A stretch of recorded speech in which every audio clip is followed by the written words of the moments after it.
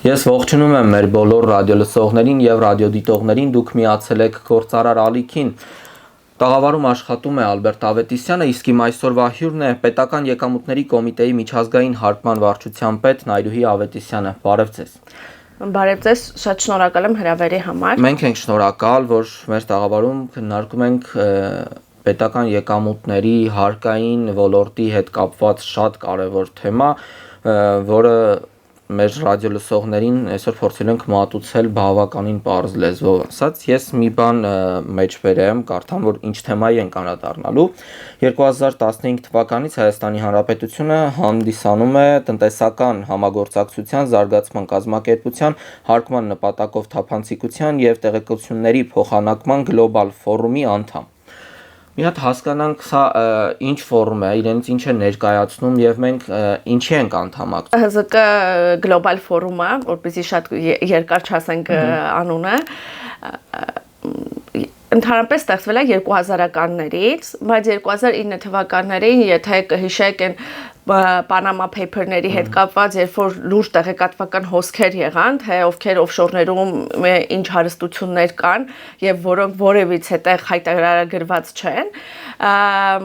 G20-ի երկրները որոշեցին, որ մեծ թափ տան այս տեղեկությունների փոխանակման պլատֆորմին եւ կարելի է ասել, որ 2009 թվականից ինքը նոր փուլ թևակողեց, էլի, այսինքն այս գլոբալ ֆորումը ստացավ լրիվ ուրիշ կերպարանք եւ 2009 թվականին, այսպես ասենք, էլի, այսինքն սկզբունքը դարավ նա, որ այլևս պետք է բանկային գաղտնիք որևիցե երկրում չլինի, որովհետեւ բանկային գաղտնիքի արդյունքում է ստացվում, որ նմանատիպ հարստության, չգիտեմ, ֆինանսական հոսքերի տեղաշարժ լինում օֆշորային երկրներ։ Այսինքն, որպեսզի կարողանան հարկել շահույթները այն երկրներում, որտեղ դրանք իրապես ստեղծվում են, դրա համար կարիք եղավ, այսպես ասած, վերափոխելու այս գլոբալ ֆորումը եւ 2009 թվականը կարող ենք ասել, որ շրջադարձային էր։ Մենք անդամակցել ենք 2015 թվականից, որ եղել է գլոբալ ֆորումի հենց առաջարկով, իրենք անմիջապես մոտենում են երկրներին, ցույց են տալիս սրա առավելությունները եւ եթե կան այդպիսիք թերությունները, թե երկրները ինչ գործեր, աշխատանքներ պետք է կատարեն անդամակցելուց հետո նաեւ, որտեղ անդամակցելը խիստ պարզեցված մի ընթացակարգ է, ընդհանրապես պետք է պետությունը հանձնառի անդամակցել եւ դրանից հետո դու արդեն պարտավոր ես իրենց ստանդարտները, սկզբունքները կիրառել։ Մենք 2015 թվականից սկսել ենք մեր այս շրջագայությունը որպես գլոբալ ֆորումի անդամ եւ այս պահին կարող ենք փաստել, որ մենք հանդիսանում ենք այս ֆորումի լիարժեք անդամ, ներկայացուցիչ եւ բավականին հայտնի ենք մեր ռեֆորմներով։ Տեսեք, երբ որ խոսում ենք բանկային գաղտնիք ասվածից, այստեղ հիմնականում լինում են անձնական տվյալներ, անձնական տվյալների պաշտպանության մասին ենք խոսում, մեր ռադիոլսողներին ինձ թվում է կհետաքրքրի առհասարակ, եթե մենք այս ծավալով ու տարբեր երկրներ, 171 երկիր, կարելի ասել իր բազաների դռներն է բացում մեր առաջ տվյալների, որ հարկային մարմինները կարողանում են իրար հետ շփվել այս բազաների միջոցով։ Այստեղ ինչ վտանգներ կան առհասարակ, թե այդ վտանգները արդեն կարելի ասել վերացված են մաքսիմալ կերպով։ Ուրեմն տեսեք, ընդհանրապես աշխատավոճը եւ այդ սկզբունքները, թե ինչի հիման վրա մենք աշխատում ենք, այսինքն գլոբալ ֆորումը մշակում է ստանդարտներ, որոնք երկրները պարտավոր են ընդունել։ Այսինքն ստացվում է, որ ինչ որ X պահից սկսած 171 երկիր տեղեկությունների փոխանակումը անում է ունիվերսալ մոտեցումների հիման վրա։ Այսինքն մենք բոլորս նույն էջի վրա ենք լինում։ Մի բան կուզենայի ասել, այս ստանդարտների հետ կապված տեղեկությունների փոխանակումը որպես կանոն 3 մասի է բաժանվում, դա ըստ հարցմանն է, այսինքն երբ որ ինչ որ երկրի հարկային մարմին, հարկային հսկողության շրջանակներում կարիք է ունենում մեր մյուս երկրի հարկային մարմնից ճշտել տվյալ հարկ վճարողի հետ կապված որոշակի տվյալներ։ Դրանք կարող են լինել բանկային գաղտնիք հանդիսացող, հարկային գաղտնիք հանդիսացող տվյալներ, դրանք կարող են լինել օրինակ պետական կադաստրներում պահպանվող տեղեկություններ, այսինքն այդ տեղեկությունները լինում են ըստ հարցման, այսինքն ավտոմատ որից է տեղեկություն չի փոխանակվում։ Հաջորդը դա ֆինանսական հաշիվների վերաբերյալ ավտոմատ տեղեկությունների փոխանակման ստանդարտն է։ Երրորդը սպոնտանն է, այսինքն որ դու ինչ որ ռիսկեր ես գնահատել քո երկրում, որը կապված է այլ երկրի հարկ վճարողի հետ, դու տվյալ երկրի հարկային մարմնին տեղեկացնում ես, որ ես այսպիսի ռիսկեր եմ նկատում, ոնց որ լրացուցիչ ինֆորմացիա ես դու տալիս տվյալ երկրի հարկային մարմնին, եւ հետաքրքիր մի բան էլ 27 թվականից էլ արդեն կլինի կրիպտոակտիվների հետ կապված գործարքների հետ տեղեկությունների փոխանակում, ըստ էության սա նույն ֆինհաշիվների նման ավտոմատ տեղեկությունների փոխանակում կլինի, բայց տեսակով 4-րդն ու մի հատ շատ կարևոր հանգաման կա, որի վրա որ ես ուզում եմ բոլորի ուշադրությունը հրավիրել, դա անձնական տվյալների պաշտպանությունն ու ընդհանրապես անվտանգության կանոնակարգերն են, որ հարկային մարմինները պարտավոր են պահպանել։ Այսինքն այս օրակարգում ամենակարևորը այս տվյալների պաշտպանությունն է։ Մենք շուրջ պետական եկամուտների կոմիտեն շուրջ 4 տարի անցել է այս ընթացակարգը, որը կոչվում է Information Security Management, այսինքն այս ինֆորմացիայի անվտանգության կառավարման համակարգը պետք է քո հարկային մարմնում տեղ լինի։ Ու իրենք շուրջ 3 անգամ փորձագետները եկել են ՏՀԶԿ, փորձագետները եկել են տեղում գնահատել են, թե մենք ինչ խնդիրներ ունենք, եւ պատկերացեք մոտավորապես 60 իրավական ակտ ենք մենք փոխել ՊԵԿ-ում, որպեսզի մեր իրավական ակտերը համապատասխանեն այդ անվտանգության կանոններին։ Այսինքն, երբ որ մենք ունենք աշխատակիցներ, որոնք որ համապատասխան ստորաբաժանում են աշխատում, որոնք որ գործ ունեն այս անձնական տվյալների հետ, նրանք հատուկ վերապատրաստումներ են ասում, հատուկ հիմա էլ արդեն մտածում ենք հատուկ լիցենզիաներ ձեռք բերել, թե ինչպես պետք է աշխատել անձնական տվյալների պաշտպանության հետ։ Ուզում եմ ասեմ, որ մեր օրակարգում էլ ինքը ամենաբարձր տեղում է գտնվում, հաշվի առնելով, որ արդեն այս ֆինհաշիվների հետ կապված մեծ տեղեկատվական հոսքեր էլ պետք է ստանան։ Ինչ խոսք, չասեմ խնդրահարույց է, բայց պետք է աչալուրջ լինել այս ինֆորմացիոն հոսքերի հետ կապված, որովհետև մի բան է ինֆորմացիան ստանալը, մեկ այլ եւ շատ այլ բարդ բան է ճիշտ ինֆորմացիան տեղայնացնելը եւ օգտագործելը։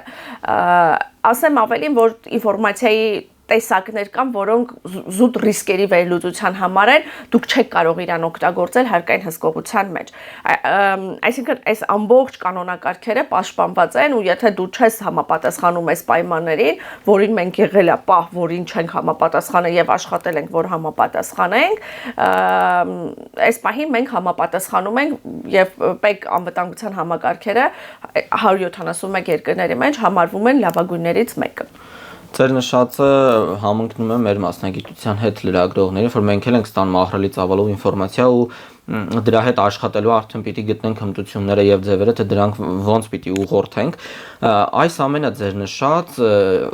արդեն ինքը նպաստում է հարկային արդեն մուտքերի ավելացմանը, կարելի ասել, մարդիկ ովքեր այլ երկրներում են կամ հարկ վճարողը, որ այլ երկրում է, ինչ որ տարբեր ձևով կարող են լինել չարաշահումներ կամ նմանատիպ այլ բաներ, որոնք չերևան, այս համակարգի միջոցով ավելի թափանցիկ ու ավելի շատ եկամուտներ են լինում մեր բյուջե, կարելի ասել։ Ինչպես անել, որ այս համակարգը ոչ թե դիտվի ավելի շատ պատժի մեխանիզմ, այլ դիտվի ավելի լավ ու ավելի դրական, որովհետև երբ որ հարկ վճարողը չի վճարում հարկերը, ինքնին իր չվճարած հարկը մի օր շղթայի միջոցով վատ ձևով անդրադառնում է իրեն, որովհետև ինքը չի կարողանում, եթե բիզնեսը զարգացնել իր բիզնեսը, եթե այլ հարկ վճարող է, միևնույնը չի հասցնելու զարգանալ։ Ինչպես անել, որ այդ կարծրատիպը կոտրել, որ հարկային մարմինը պատժի տեսակ չէ կամ պատժամիջոց չէ։ Շատ լավ հարցեր, ես կարծում եմ, որ մենք իրոք աշխատանքներ հարկային մարմինը մենք պետք է աշխատենք, որ պատժիչ մարմնի համբավից անցնենք սպասարկող մարմնի համբավին։ Իրականում ես կարծում եմ, որ հարկային մարմինը ավելի շատ սպասարկման գործառույթ պետք է իրականացնի, եւ մենք այդ ուղղությամբ ենք աշխատում։ Դուք ճիշտ նկատեցիք, այս պահին տեղեկությունների փոխանակումը մենք տեղեկությունների փոխանակման գործիքները սկսել ենք ավելի ինտենսիվ օգտագործել, ինչը գիտեք, ավելի կարգապահական է դարձել, քանի որ հարկ վճարողը արդեն գիտի, որ տվյալ երկրի հարկային մարմնի հետ մենք ունենք այդ իրավական հիմքը տեղեկություն ստանալու, եւ շատ հարկ վճարողներ արդեն ձեռնպահ են մնում նմանատիպ սխեմաներ օգտագործելիս, այսինքն հիմա այն երկրները, իսկ այդ երկրները մոտավորապես 141 երկիր է, որի հետ մենք ունենք իրավական հիմք տեղեկությունների փոխանակում իրականացնելու համար, այդ երկրների հետ հարկ վճարողները արդեն գործարքներ անելիս հաշվեն առնում են հանգամանքը, որ հարկային մարմինը կարող է այդ տեղեկությունները այնտեղից ստանալ, այսինքն հիմա ավելի շատ ոնց որ այս տեղեկությունների փոխանակումը ավելի շատ կարգապահությունը բարձրացնող գործիք է, քան պատժիչ։ Ինչ խոսք մենք դեպքեր ունենք, որ տեղեկությունների փոխանակման արդյունքում մեծ գումարներ են հավաքագրվել պետական բյուջե, սխալ ինֆորմացիա տրամադրելու, կեղծ փաստաթղթեր տրամադրելու, առհասարակ տվյալ գործընկեր չունենալու հանգամանքով պայմանավորված, որտեղ մենք թղթեր ունենք, հաշվարկային փաստաթղթեր, որ այսինչ երկրում գրանցված, այսինչ կազմակերպության հետ գործարք է տեղի ունեցել շատ մեծ ծավալների, բայց բանից պարզվել է տեղեկությունների փոխանակման արդյունքում, որ նմանատիպ կազմակերպություն պարզապես այդ երկրում գրանցված չէ։ Այսինքն այս տիպի դեպքեր են էլի ունենում, բայց ես ուզում եմ ի ուրախությունից ես ուզում եմ ասել, որ այս պահին երևի տեղեկությունների փոխանակումը ինքը ավելի շատ կարգապահություն բարձրացնող գործիք է ու անունն էլ թափանցիկություն եւ այլն, իսկ թափանցիկությունը արդեն իսկ կարգապահության հետ ուղղակի կապ ունի։ Այո, ֆորումը մենք երբ որ դիտարկում ենք ֆորումի հիմնական գաղափարը, որ տվյալներ պիտի փոխանցվեն հարկային մարմինների արդեն շրջանակներում եւ իրենց միջև, դա խոսում է նրա մասին, որ արդեն ավելի բարձր մակարդակում երկրները իրարից թաքցնելու բան չունեն, տնտեսական ավելի լայն ու թափանցիկ հարաբերությունները երկու կողմերին, եթե երկու երկրներ են իրար հետ շփվում, երկուսին էլ ձեռնտու է, որ մեկը մյուսից տնտեսական առումով հարկային ոչ մի բան չունենա թաքցնելու։ Ես ուզում եմ խոսենք ֆորումի տեղեկատվության այդ առարկայնացման մասին, առհասարակ որ տեղեկությունը Հայաստանի Հանրապետությունը մեր պետական մարմինը, պետական եկամուտների կոմիտեն, որ կիսում է ինչ առհասարակ նախապայմաններ կան տեղեկությունը կիսելու թե ոչ։ Շատ է հարցեր, տեսեք, ցանկացած տեղեկատվություն դուք չեք փոխանակում։ Այսինքն, երբ որ այլ երկրի հարկային մարմին դիմում է ինչ որ ինֆորմացիա ստանալու նպատակով, գոյություն ունի ձևաչափ, եւ այս 171 երկրները այդ ձևաչափի շրջանակներում են իրար հետ փոխանակում։ Այսինքն դու պետք է ունենաս իրավական հիմք, որը որ երկու կրկնակի արկում բացառող համաձայնագիրն է կամ բազմակողմ կոնվենցիա, որի անդամ ես դու։ Այսինքն եթե իրավական հիմքը պետք է պարտադիր տեղում լինի, որ դու կարողանաս տվյալ երկրի հետ փոխանակես։ Այսինքն հիմա օրինակ Սուդանի հետ մենք չենք կարող տեղեկություն փոխանակել, որտեղ իրավական որևիցե հիմք չունենք այդ տեղեկատվությունը փոխանակելու համար։ Առաջինը, որ ստուգում ենք, դա տեղեկությունների փոխանակումն է, եւ երկրորդը լինում է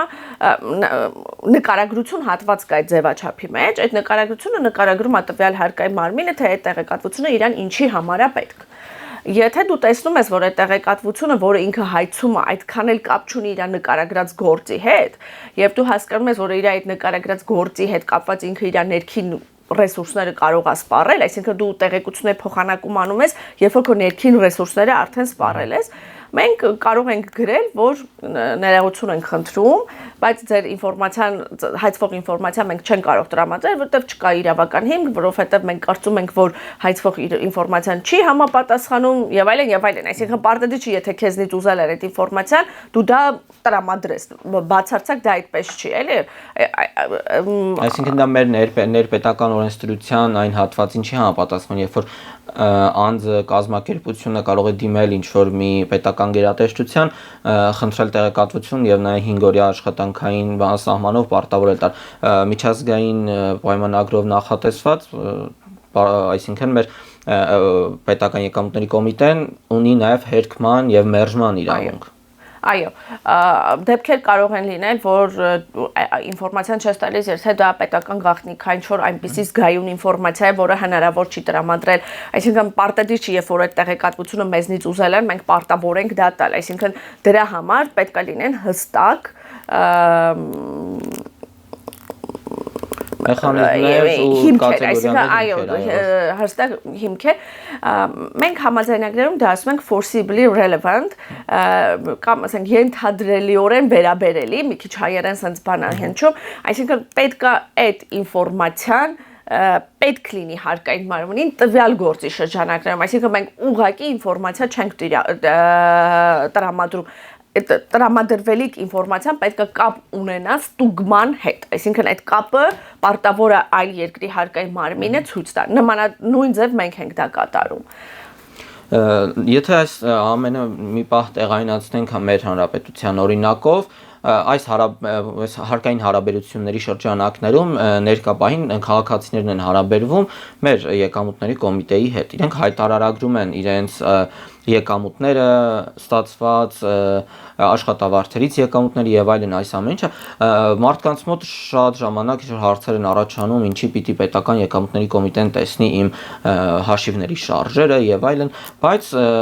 երևի դա էլ արդեն այս շրջանակում թափանցիկության մաս կազմում։ Ստակ մի հատ նուրբ շատ նուրբ սահման կա, երբ որ բոլորս հասկանում ենք, երբ որ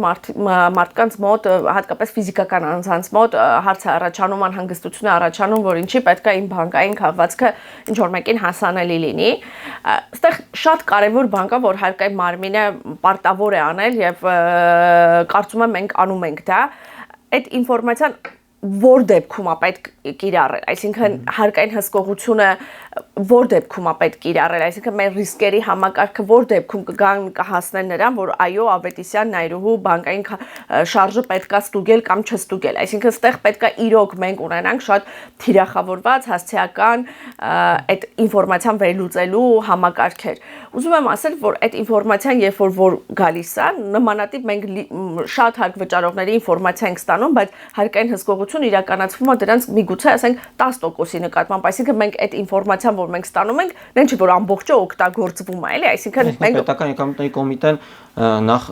ենթադրում եմ չունի այնքան աշխատակից, երևի այնքան ռեսուրս, որ հատիկ բոլոր քաղաքացիների քաղաքացիները ստուգելով կա։ Դա պետք է ինչ որ ռիսկ լինի, որ կամ որևիցե հարկային հսկողություն իրականացվի, որպեսզի այդ ինֆորմացիան սկսվի վերլուծվել եւ տեղայնացվել, այսինքն այդ ամբողջ ինֆորմացիան հնարավոր չի վերլուծել, այսինքն այդ ինֆորմացիան կարող է ռիսկերի չափանիշների, ընդ որում դա ռիսկերի չափանիշների հիման վրա է, որոնք ավտոմատ են, ասեմ ավելի պետական եկամուտների կոմիտեի աշխատակիցների երևի 1%-ն էլ չի տիրապետում նույնիսկ այդ ռիսկի չափանիշներին, այսինքն դրան գաղտնի ռիսկի չափանիշներ են, իսկ ինչ վերաբերվում է առհասարակ այդ ինֆորմացիային հասանելիությանը, միգուցե 10-15 աշխատակից կարող է այդ ինֆորմացիան տեսնել ու աշխատացնել այդ ռիսկի չափանիշները, այսինքն դրանք խիստ պաշտպանվող ինֆորմացիա են, հետևաբար այդ խնդիրներն ու այդ անհանգստությունները ոչինչ այս կյանքում պետք չի բացառել, բայց հնարավորինս պետք է բացառել, որ դրանք կարող են անտեղի օգտագործվել։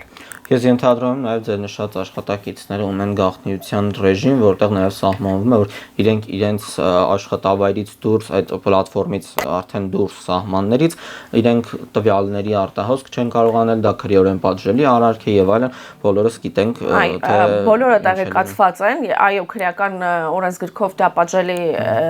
հանցանք է համարվում, ընդհանուր միջև եթե չեմ սխալվում, նույնիսկ ազատազրկում դատապարտում, բոլորը դրանից տեղյակ են, մենք ունենք ներքին անվտանգության վարչություն, որի աշխատակիցները, այսպես կարելի ասել, on-line ռեժիմով իրանք վերահսկում են, թե ովքեր որտեղ ինչ ինֆորմացիայից են օգտվում եւ այլն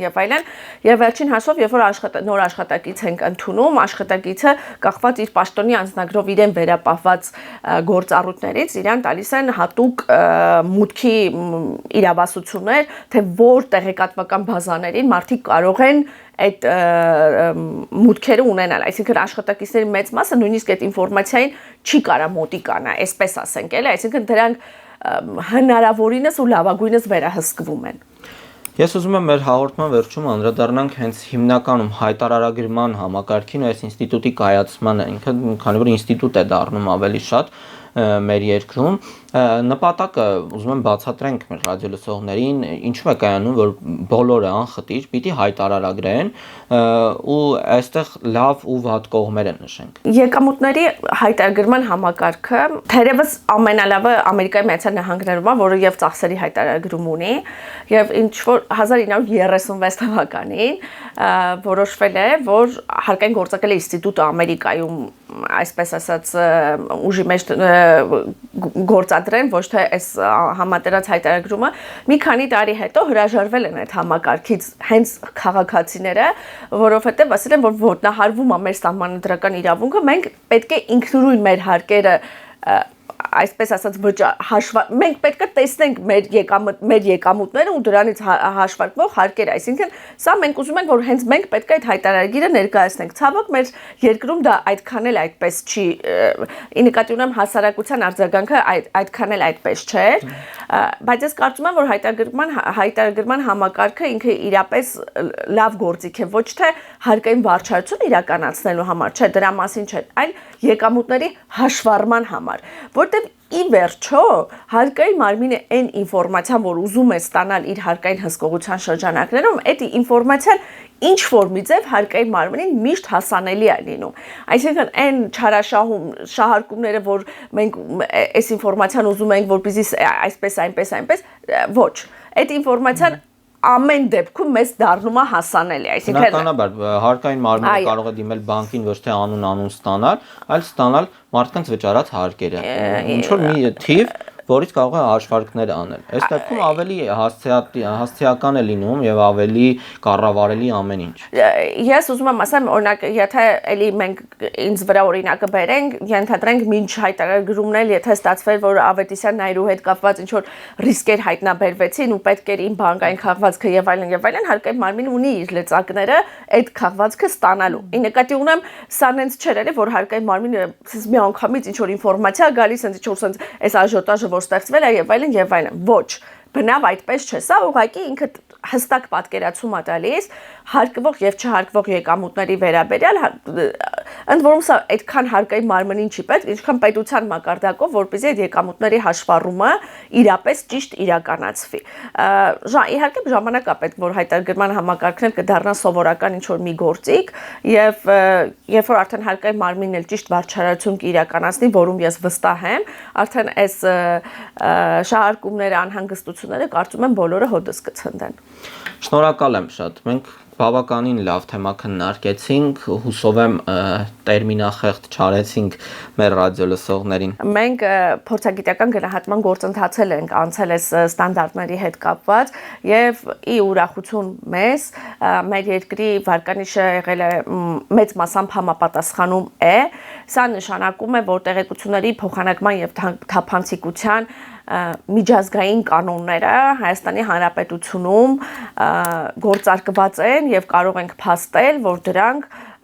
գրեթե լավագույնս համապատասխանում են միջազգային ստանդարտներին։ Մենք 2 տարի ժամանակ ունենք այդ առաջարկությունները, այսինքն լավարկումներ անել մեր օրենսդրության մեջ, որպեսզի 2 տարի հետո ես վստահ եմ, որ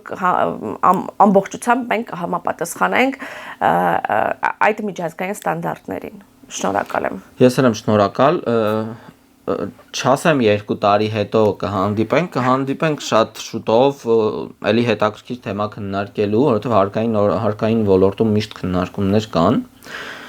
Իսկ ես հիշեցնեմ, որ դուք դիտում կամ լսում եք գործարար ալիքը, տաղավարում աշխատեց Ալբերտ Ավետիսյանը, իսկ իմ այսօրվա հյուրն էր Պետական եկամուտների կոմիտեի միջազգային հարկման վարչության պետ Նայդուհի Ավետիսյանը։ Կհանդիպենք